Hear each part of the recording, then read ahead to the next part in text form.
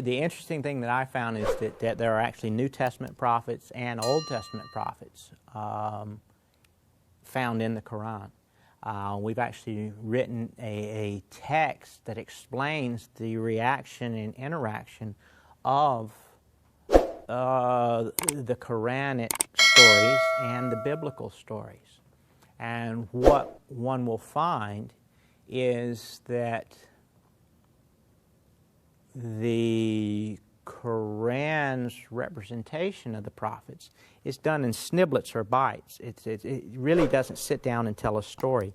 It tells pieces of stories throughout, and you have to read the entire text to get the flavor of these people. And as individuals, caricature studies, the Bible is a little better grouped and organized in time period by the authors and the subject matter, but it's still written in a somewhat convoluted manner. And the reason that is, I mean, people laugh when I share this, is that Moses didn't have a word processor.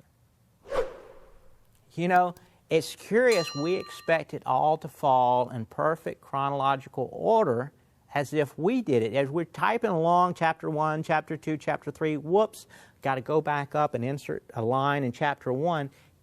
Moses and the early writers of the Bible and the Quran did not have that opportunity. They actually recorded things, scratching on rocks, sheepskins and things of this nature, and there are often inserts that belong up here in the text that are inserted down here because they're telling the story and go, whoops, it's like someone telling a bad joke and they have to back up and tell the joke. But as the writer was recording it, he just recorded it where he was. So by design, the Bible is jumbled somewhat. A number of the teachings of these old texts are convoluted and messed up because we think that he had a word processor and he just did step 1, 2, 3, 4, 5, 6. And it's not that way. It may be 1, 3, 5, 7, 2, 4, 6. And so what happens is, and that's why in the biblical text, many things are restated multiple times because he's trying to get you back on track. Unfortunately, there's so much information there, sometimes we get lofty in our thinking, distracted in our mind, and we get off the path rather than staying on the path. What we've done, we've actually gone through and done a historical biblical alignment of the stories of the Bible, which aligns these people geographically, historically, timeline, and actually, we actually find the real characters of the Bible. Once we did that, we then looked at how the Quran presents them, and there's an obvious lead-in as to why the texts are written the way they are.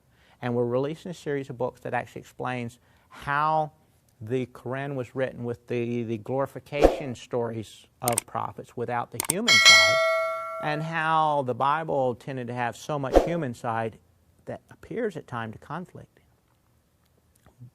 But it's really our perspective that conflicts rather than text itself. And we explain that in some of our books. They can be found at the website solomonseries.com.